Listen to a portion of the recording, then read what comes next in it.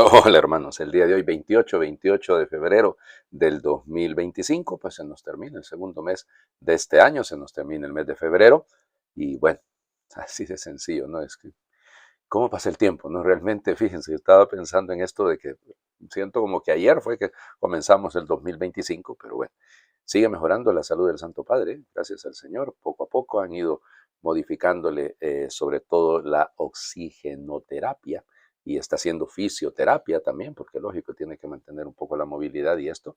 Y así que, pues ya ven, han salido por ahí algunas noticias que se había muerto el martes y que la iglesia lo ocultó y que hasta el lunes van a avisar que se murió. O sea, es una cosa extraordinaria esto, es una maravilla. Los conspiranoicos son realmente un poco particulares, ¿no? Simpáticamente, mucha gente ha estado yendo a trabajar con él, sobre todo de los colaboradores cercanos. Todo es una conspiración tan bien planeada que hasta las enfermeras y los médicos están en el mismo plan. Ya murió el martes, pero todos lo ven y alcanzan a platicar con él. Y ayer, por ejemplo, ha sido un día muy bonito porque ya finalmente él se movió directamente a la capilla a estar en un momento.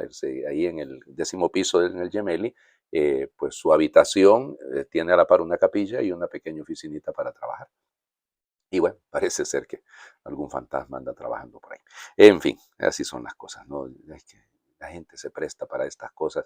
Hombre, oremos por el Santo Padre para que va a ser complicada la recuperación total, esto tenemos que admitirlo, por eso tendrá que quedarse un buen rato ahí en el hospital, seguramente porque por su edad y por las condiciones no es como que va a salir ya de la noche a la mañana, ¿no? Y cuando uno padece de este tipo de bronconeumonía bilateral, se necesita tiempo. Para personas de menos años, imagínense para el caso de él.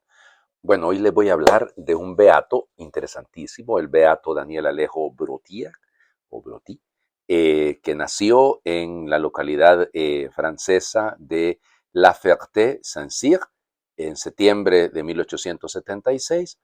Sus padres eran doña Berta y Jean, que eran personas gente muy humildes, que lo educaron muy bien en la fe. Él quiere ser sacerdote y entonces ya para 1893, de hecho en 1890 entra en el seminario ahí en Blois y estudiando ahí, lógicamente, termina sus estudios y es ordenado sacerdote en 1899 y pues primero empezó, por eso les digo, va a cursar prácticamente todos los campos de la vida espiritual. Primero, su obispo le encomendó la tarea de ser profesor, ¿ok? Y entonces ahí estuvo como profesor en Pont-Levoy y luego pues se da cuenta, nace en él un espíritu misionero. Y entonces ingresa en la Congregación del Espíritu Santo y ya para 1902 ingresa en esa congregación. Y bueno, nada, él le dice al superior, busque la misión más difícil, la más complicada, y ahí voy a ir. Ahí voy a ir, esa definitivamente será la que voy a tomar. Y entonces, pues lo envían a Senegal.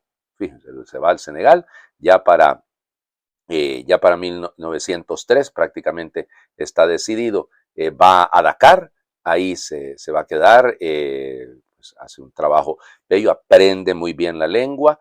Evidentemente en Senegal también se habla el francés, ¿no? Porque así había sido territorio conquistado por los franceses.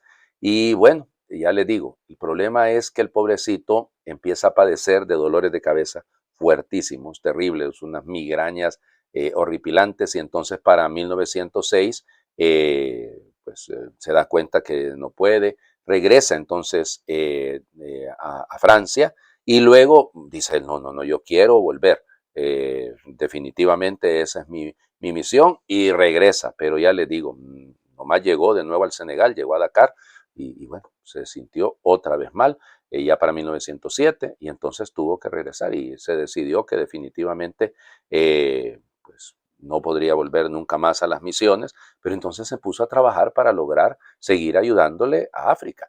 Y entonces fíjense que gracias a su trabajo, sobre todo ¿cómo se llama? Con una obra que se llama en francés Souvenir Africain, los recuerdos africanos, pues logró hacer la Catedral de Dakar. Imagínense ustedes. Bueno, estamos en esa cuando comienza la Primera Guerra Mundial, la Gran Guerra. Ay, Señor Jesucristo. Y entonces el hombre, otra vocación. a dedicarse como capellán a cuidar a los enfermos, a los heridos de guerra, lógicamente a los que morían, y entonces estuvo durante 4 años, desde 1914 hasta 1917, dedicado a eso. Y en muchas ocasiones realmente estuvo a punto él mismo de morir. Y se dio cuenta, ¿no?, de lo ilógico de la guerra, de lo ridículo de la guerra. Nunca se solucionan las cosas con la guerra. Devotísimo de Santa Teresita del Niño Jesús. Y entonces, fíjense, va a ser un santuario bello allí en Auteul, porque con la devoción a ella, ahí mismo organiza otra tarea bella, un par de tareas interesantes. Una de las tareas que realiza es la de una casa para niños huérfanos. Llegó a tener más de 1000 por producto de la guerra, ¿no? Después de la guerra. Y luego también organiza una asociación de excombatientes de guerra. Llegó a tener casi 2 millones en esa Unión Nacional de Excombatientes, sencillamente para ayudarles con las necesidades que tenían. Y ya les digo, un trabajo bello, bello, bello. O sea, es llamémosle un apóstol de las cosas difíciles, ¿no? Y lo llamaban el comerciante de Dios, porque sabía muy bien cómo hacer para ayudarle a la gente. Y ya les digo, una tarea bella, muy bella, y va a morir un 28 de febrero de 1936. Trabajo precioso. Fue beatificado por San Juan Pablo II en 1984, en noviembre de 1984. A mí me gusta que vio una puerta cerrada porque efectivamente la salud no le permitía seguir lo de su vocación misionera, regresa a Francia y empieza él. Es decir, cualquiera diría, se frustró esa vocación, se perdió. No, él buscó maneras de seguir ayudando y fue muy, muy creativo. Bueno, vamos a las lecturas del día de hoy. La importancia de las amistades. Bueno, Eclesiástico, capítulo 6, versículos del 5 al 17. Las palabras amistosas multiplican el número de amigos, los labios amables aumentan los saludos. Es bueno que te saluden muchos, pero que uno solo entre 1000 sea tu amigo íntimo. Cuando hagas una nueva amistad, vete con tiento, no te le confíes tan fácilmente, pues hay amigos que lo son por conveniencia y no son fieles en el día de la desgracia. Hay amigos que se vuelven enemigos y descubren con afrenta los motivos del pleito. Hay amigos que te acompañan a comer, pero nunca se aparecen en la hora de las penas. Cuando te va bien, están contigo. Cuando te va mal, huyen de ti. Si te ocurre una desgracia, cambian de actitud y se esconden de tu vista. Aléjate de tus enemigos y sé precavido con tus amigos. El amigo fiel es un refugio que da seguridad. El que lo encuentra ha encontrado un tesoro. El amigo fiel no tiene precio. Ningún dinero ajusta para comprarlo. El amigo fiel es un tónico de vida. Los que aman al Señor lo encontrarán. El que teme al Señor sabe ser fiel amigo y hace a sus amigos como Él. Palabra de Dios. Te alabamos, Señor. Este texto a mí me trae recuerdos bellos, si lo quieren. Resulta ser que allá en un lejano 1990, resulta ser que para las vacaciones del primer semestre de 1990, yo apenas había ingresado al seminario, ya había estado en el prenoviciado con los salesianos, pero cuando ya regreso al seminario mayor, a mi formación final, pues resulta que fue la primera charla que me pidieron. Fue un grupo que me pidió hablar sobre la amistad. Así son los grupos juveniles, ustedes ya saben cómo. Y entonces me fui a buscar este texto y con este texto del Eclesiástico hice todas las explicaciones. Y bien recuerdo yo que puntualicé 3 cositas, siendo así como que si fuera yo buen jesuita, como que si fuera el Papa Francisco que siempre dice 3 cosas, ¿no? Bueno, entonces, la primera de ellas es efectivamente que había que ser cauto a la hora de elegir a las amistades, porque hay que probarlas. Sí, lamentablemente ese es nuestro mundo, ¿no? Y tenemos que ser prudentes porque a veces uno confía en una persona y luego, fíjense, como dice aquel refrán, el problema no es la puñalada, sino quién te la pega. Y eso duele más, ¿no? O sea, es decir, si me traiciona alguien en quien yo he confiado, duele muchísimo, duele muchísimo. Así que hay que tener mucha prudencia. Segunda cosa, eso también lleva a no multiplicar, porque hay gente que es amiguera, ¿verdad? Y entonces tiene 1000 amigos y todo para todo. Y cuidado, la confianza, la intimidad, eso el íntimo, es decir, reflejar lo que yo soy completamente y plenamente, solo con uno.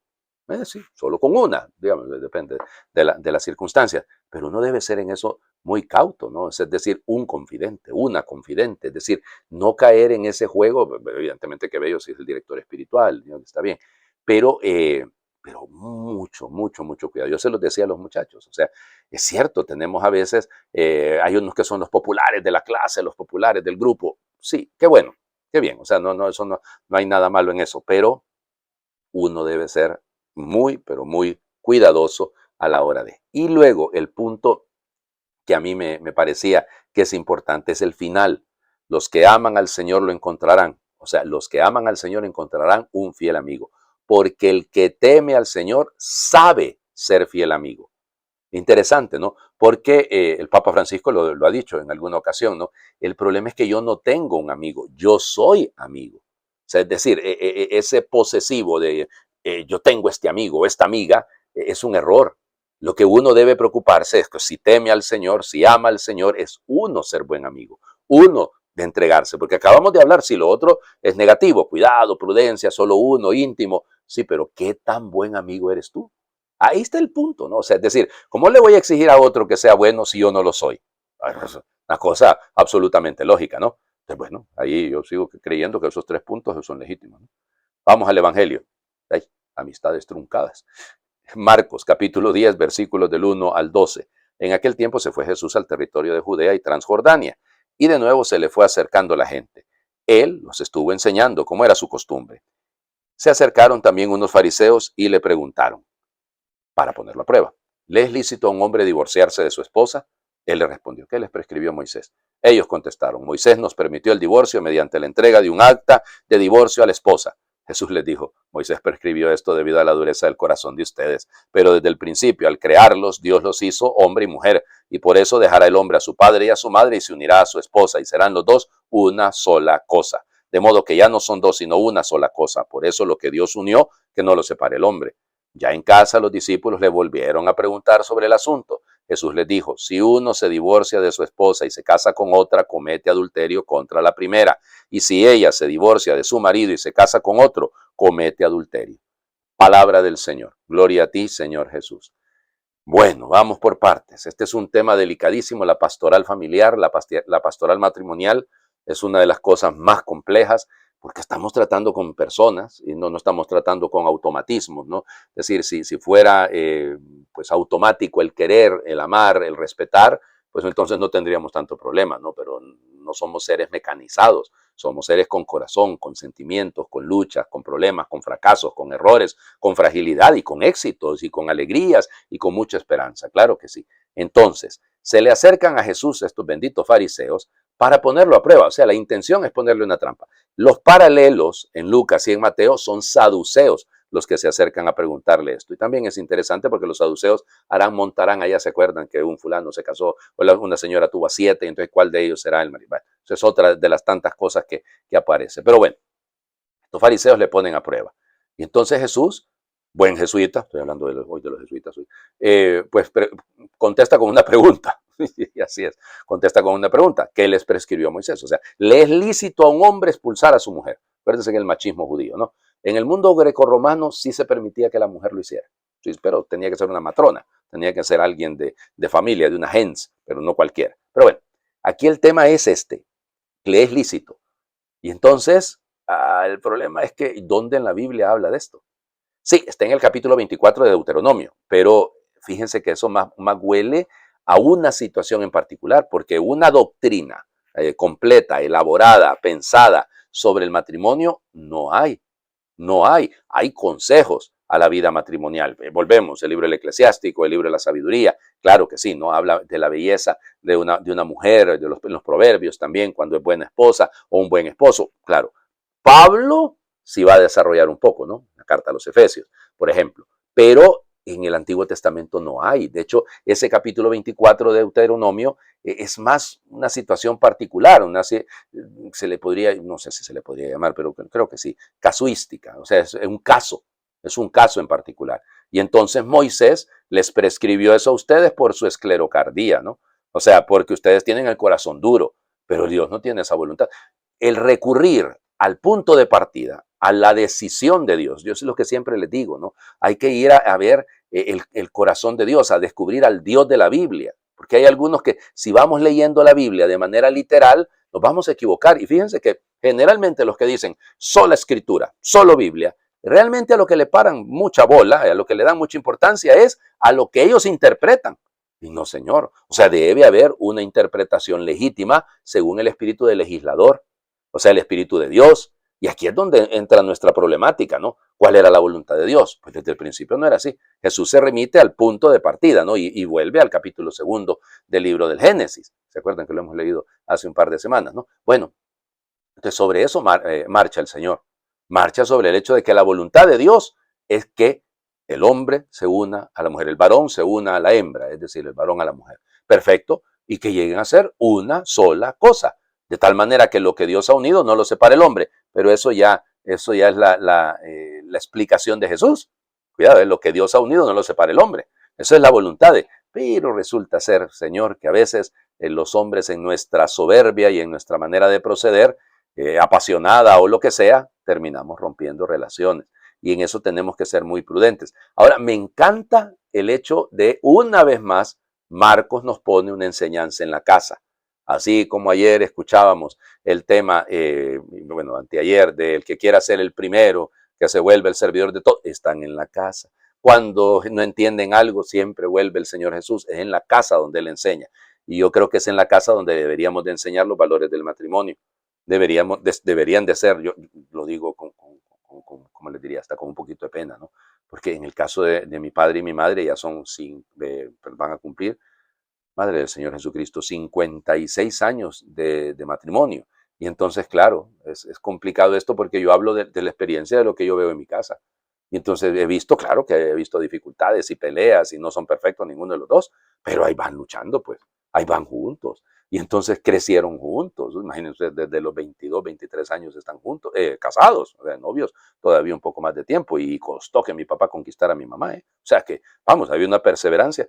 Diría mi papá tonto que era yo, pero igual, o sea, es decir, es una broma. Pero piénsenlo, o sea, es decir, esto es lo que tenemos que entender.